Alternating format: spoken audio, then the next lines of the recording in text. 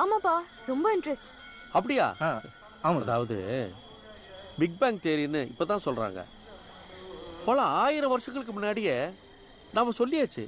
இப்போ ஓமுக்கு உங்களுக்கு அர்த்தம் தெரியுமா? தெரியாது சார்.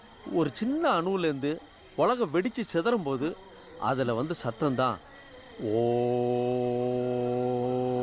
அப்பா, பக்கத்துல பெருமாள் கோவில் போயிட்டு வந்துடுறேன்ப்பா.